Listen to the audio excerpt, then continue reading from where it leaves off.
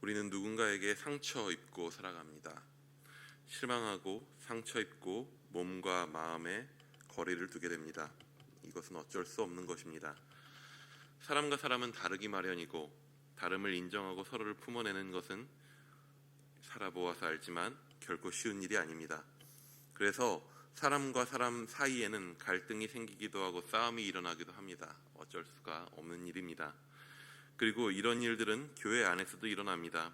교회도 사람과 사람이 함께 모여 있는 곳이기 때문에 이런 갈등을 피해갈 수는 없습니다.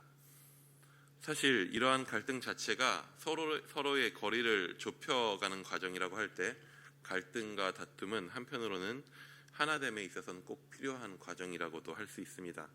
하지만 안타까운 것은 그 과정이 잘 다루어지지 않고 감정만 앞서는 싸움이 되다가 누군가 실족하고 교회를 떠나게 되거나 하는 일이 생겨나기도 한다는 것입니다. 우리는 어쩔 수 없이 그러한 일들을 주변에 보게 됩니다. 사람과 갈등하고 사람에게 실망하고 그래서 실족하고 교회를 떠나거나 더 나아가서 신앙이 흔들리게 되고 잃게 되는 일들을 우리는 보기도 합니다. 예전에 교회에서 사역할 때 당시에 젊은 목회자들에게 인기가 있었던 기독교계에 유명 인사 한 사람의 문제가 터진 적이 있었습니다. 저도 그분의 글을 좋아했어서 그분이 썼던 책을 거의 다 사서 읽었었습니다. 저는 교계에 유명한 분들이 어떤 스캔들이 생겨서 사회에 이슈가 되는 일에 큰 충격을 받지는 않는 편입니다. 그런데 그때는 저도 좀 충격이 있었습니다. 그때 저와 함께 사역했던 전도사님이 그 사건을 겪으며 이런 이야기를 했습니다. 이젠 죽은 사람 책만 봐야 되려나 봐요. 그러니까 살아있는 사람 책 보면 또 터질 수 있으니까 죽은 사람 책만 이제 봐야 되겠다라고 농담처럼 이야기하더라고요. 쓴웃음이 나는 농담이었습니다. 기대했던 사람, 어떤 공동체, 교회에 대한 실망은 우리가 믿는 바를 흔들어 놓고 실족하게 만듭니다. 그런데 오늘 본문에는 그것보다 더더욱 근본적인 관계의 문제 때문에 마음이 흔들리는 한 사람의 이야기가 나옵니다. 바로 세례 요한입니다. 우리는 세례 요한을 익히 들어서 잘 알고 있습니다. 세례 요한이 누구입니까? 복음서의 주인공은 예수님입니다. 그런데 세례 요한은 주인공인 예수님보다 먼저 복음서에 등장하는 사람입니다. 주인공을 제치고 먼저 등장할 정도로 중요한 인물입니다. 그는 예고편 같은 사람입니다. 오실 주인공 앞서 사람들 앞에 소개하고 기대감을 높여주는 존재입니다. 그는 뱃속에 있을 때부터 이미 오실 예수님과 교감했고 누구보다도 예수님의 등장을 기대했던 사람입니다.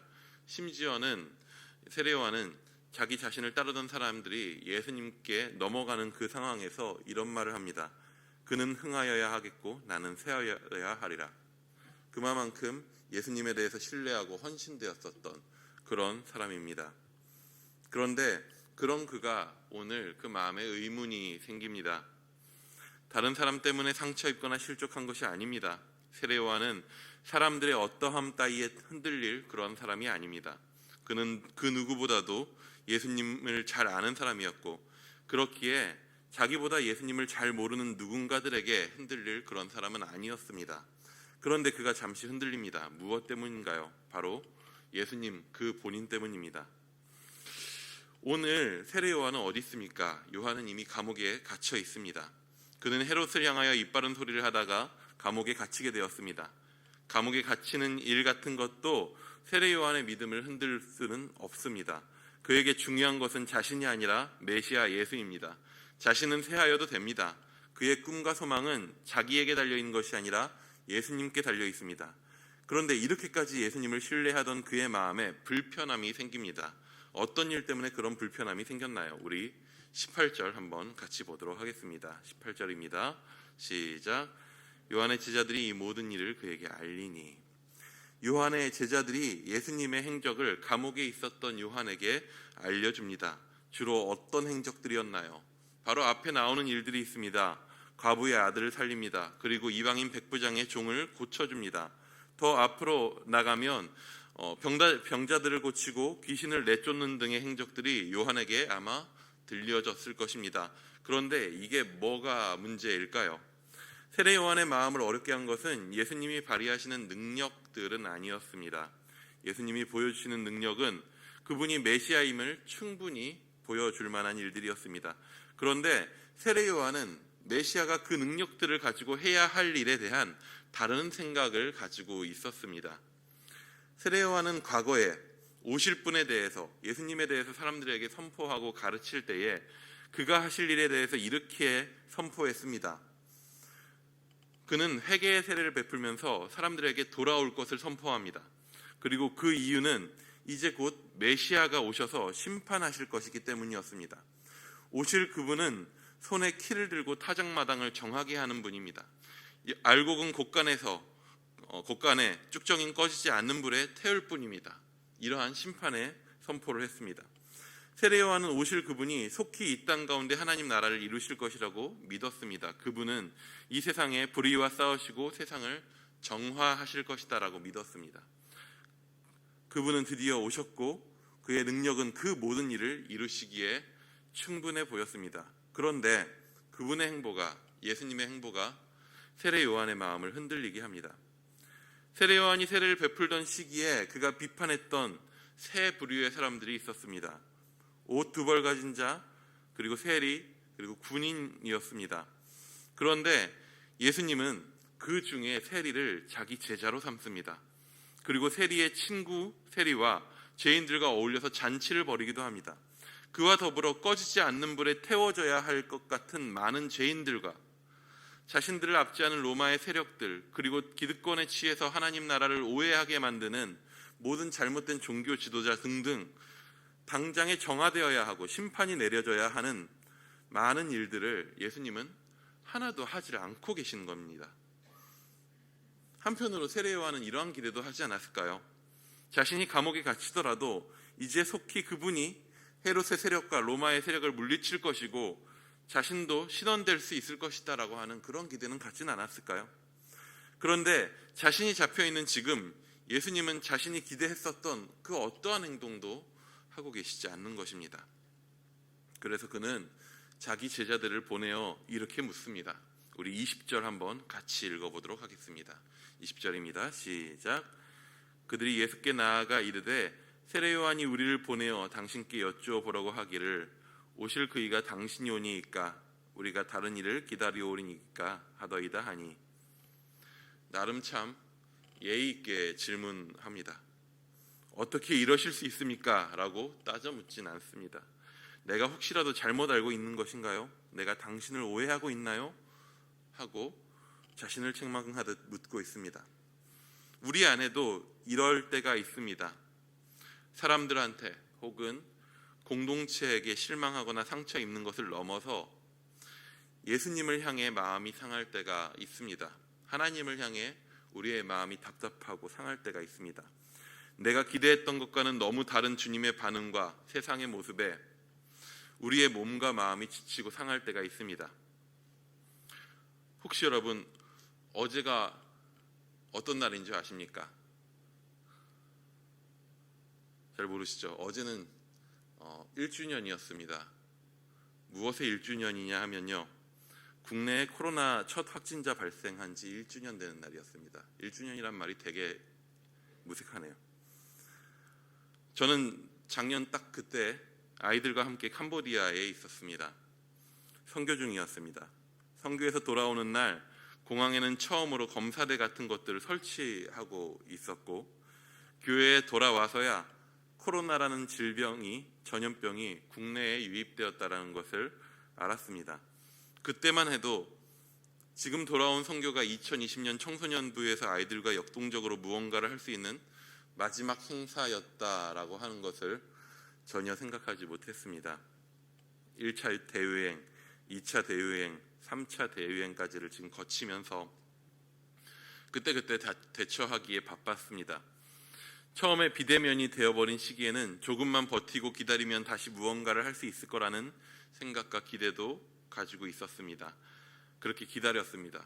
그러다 대면이 가능해져서 리더 모임도 하고 수련회도 해보고 뭔가를 준비하면, 그렇게 하려고 뭔가 준비하면 다시 대유행이 돌아옵니다. 그러면 한 달을 미루고 또 2달을 미룹니다. 그 사이에 다시 큐티 방송도 해보고 아이들 상담소 방송도 만들어서 운영해봅니다. 이러한 새로운 상황에 맞는 새로운 대안은 무엇이 있을지 계속 찾아봅니다. 고민합니다. 이것저것 시도해 봅니다. 그렇게 하다 보니 1년이 지났습니다. 비대면 시대의 최적의 사역 방법에 대한 답을 그 사이에 찾았을까요? 아닙니다. 여전히 문제에 직면하고 부딪히고 시도해보고 실패하고 수정하고 다시 도전해보고 그것의 계속적인 반복입니다. 그러는 와중에 세상을 봅니다. 코로나가 터진 세상은 코로나보다 더한 분노와 미움의 바이러스로 가득 차오르는 것을 봅니다. 생존이 직접적으로 위협받는 그러한 상황 속에서 내가 알고 있는 옳다라고 하는 것에 대한 판단이 네트워크 공간 속에서 서로 충돌할 때에 서로를 향한 그 비난들은 점차 커져가는 것들을 봅니다. 문제는 가정 안에서도 일어납니다. 학교에 아이들을 보내지 못하고 유치원에 어린이집에 아이들을 보내지 못하고 재택근무를 해야 되는 가정이 모여있는 상황에서 아무도 익숙하지 않은 그 상황 속에 서로 안에 갈등이 생겨나고 감정의 골이 깊어지는 것들을 뉴스에서뿐만 아니라 저희 집 가정에서도 보게 됩니다. 아이가 어린이집 간다는 게 얼마나 행복한 일이었는지 이제야 깨닫습니다. 그런 것들을 보면서 이곳에도 저곳에도 여기고 저기고도 제 안에 이곳저곳에 대한 미안한 마음이 차오릅니다. 왜 좀 더 가정을 더 돌볼 수는 없는지, 왜 좀 더 나에게 주어진 맡겨진 사람들에 대해서 애쓸 수는 없는지, 왜 나는 해결책을 내놓지 못하는지, 뭔가 더 좋은 길을 보지는 못했는지. 그러던 와중에 세례 요한의 마음이 이해가 됩니다. 주님, 오셨던 거 맞죠? 지금 오신 거 맞죠? 라는 그런 질문들이 갑자기 마음속에 생깁니다. 주님 오신 거 맞죠? 그런데 왜 이렇게 세상이 바뀐 게 없습니까? 왜 이렇게 세상은 문제투성인가요? 왜 악한 자들은 심판하시지 않나요? 서로를 향한 비난과 미움은 언제쯤 그칠까요? 언제쯤 비내변을 벗어나서 우리 애들을 편안하게 좀 만날 수 있을까요? 회복시켜 주시는 것은 맞나요? 주님 오셨는데 왜 이렇게 문제투성인가요? 갇혀있는 요한도 그런 마음 아니었을까요? 주님 오셨는데 왜 이렇게 문제투성일까요? 주님 그렇게 뛰어난 능력을 가지고 계시면서 왜 해야 할 일들을 안 하십니까? 당신 말고 다른 이가 오시는 것입니까? 세례 요한의 제자들이 예수님께 그 질문을 던질 때에 마침 예수님은 자신이 계속해 오시던 일을 하고 계셨습니다. 치료하시고 귀신을 쫓고 맹인을 보게 하십니다. 그러면서 이러한 대답들을 주십니다. 우리 22절을 한번 함께 읽어보도록 하겠습니다. 22절입니다. 시작. 예수께서 대답하여 이르시되 너희가 가서 보고 들은 것을 요한에게 알리되 맹인이 보며 못 걷는 사람이 걸으며 나병 환자가 깨끗함을 받으며 기먹은 사람이 들으며 죽은 자가 살아나며 가난한 자에게 복음이 전파된다 하라. 세례 요한은 예수님이 그 강력한 능력으로 속히 하나님 나라를 이 땅에 눈에 보이게 이루어 주시기를 원했습니다. 명확하게 선과 악을 나누어 버리고 악한 모든 것을 심판하길 바랬습니다. 아이들이 말하는 사이다라는 말이 있죠. 요즘엔 아이들만 말하는 것 같지는 않습니다. 사이다. 속 시원스러운 일들이 세상 가운데 확연하게 드러나게 이루어지기를 원했습니다. 우리 안에도 항상 있는 마음입니다. 주님 좀 시원하게 속히 우리가 기대하는 일들을 이루어 주시면 안 될까요? 하지만 예수님은 심판이 아닌 구원을 나누는 데 마음을 두셨습니다. 사탄의 권세 아래에 고통받는 백성들이 돌아오게 하십니다. 귀신 들린 자를 자유케 합니다. 병으로 그 삶이 갇힌 자를 자유케 합니다. 심지어는 적극적으로 악한 권세 가운데 헌신하고 있었던 죄인들을 하나님 나라 백성으로 돌아오게 하십니다. 예수님의 관심은 심판이 아니라 한 명이라도 더 죄인들을 되찾는 데 있었고 그 방법은 세례 요한에게나 지금 우리에게 있어서나 너무나도 더디어 보이고 실제로 우리 눈에 보이지 않을 때가 너무 많습니다. 하지만 확실한 사실 하나가 있습니다. 예수님의 그 방법이 지금의 저를 그리고 여기 있는 한 사람 한 사람을 하나님의 편으로 돌아서게 했다는 사실입니다. 예수님의 관심은 여전히 한 사람이라도 더 하나님 나라 백성 되게 하는 것에 있습니다. 지난 역사 속에서 코로나보다 더한 질병과 충격적인 사건들은 끊임없이 이어져 왔습니다. 항상 악한 권세는 힘을 가지고 세상을 뒤흔든 것처럼 보였고 그 안에서 우리는 여전히 고통 가운데 있습니다. 그 무게가 버거울 때 우리는 요한과 같은 질문을 하게 됩니다. 주님 맞으십니까? 오신 거 맞으시죠? 이 길이 맞습니까? 종종 그런 질문을 하게 됩니다. 저도 그런 질문들을 종종 하게 됩니다. 지쳐서 기도하러 올라간 곳에서 해야 할 일들이 버거워 홀로 있는 그 자리에서 혹은 큐티책을 배달하는 와중에, 이번에는 큐티책을 아이들한테 배달하는 와중에 문득 세상이 돌아가는 것들을 보면서 이런 질문이 마음속에 떠오르더군요. 항상 그럴 때마다 마음속에 찾아와서 응답해 주신 하나님의 마음이 있습니다. 그것은 이래서 그래, 그러니까 잘 이해하고 하자가 아니라 되게 단순한 한마디들입니다. 주님께서 마음에 말씀하십니다. 이 길이 맞아. 지금 네가 힘들고 있는 그게 맞아. 갇혀있고 한 그 수고가 지금 하고 있는 게 틀린 게 아니야. 수고가 많다. 예수님이 오늘 세례 요한에게 직접 어떠한 메시지를 전해주시진 않습니다. 직접 가서 무슨 말씀을 해주시진 않습니다. 지금 예수님이 하시는 일들이 실제로 하나님 나라를 이 땅 가운데 확장하고 있음을 그저 보여주십니다. 지금 이 일에 동참하는 것이 틀리지 않음을 삶으로 보여주십니다. 그리고 모인 사람들에게 말씀하십니다. 내가 너희에게 말하노니 여자가 낳은 자 중에 요한보다 큰 자가 없도다. 그리고 우리에게도 이렇게 말씀하십니다. 그러나 하나님의 나라에서는 극히 작은 자라도 그보다 크니라 하시니. 오늘 한 영혼을 위해 애쓰고 예수님의 마음으로 그가 돌아오기를 바라며 해도 안 될 것 같은 일을 세상과 부딪혀가며 고통스러워 하십니까? 오늘 거기에서 견뎌내고 계십니까? 그 안에서 끊임없이 주님 이거 맞나요? 주님 오신 거 맞습니까? 주님 다시 오실 거죠? 끊임없이 물으며 그 고통 가운데서도 그 자리를 지키고 하나님 나라 백성으로 살기를 애쓰십니까? 예수님이 말씀하십니다. 고생이 많다, 헛되지 않다. 너의 수고가 세례 요한에 절대 부족하지 않다. 우리에게 그렇게 말씀하십니다. 우리가 지금 이 시간 함께 좀 기도하며 나아가기 원합니다.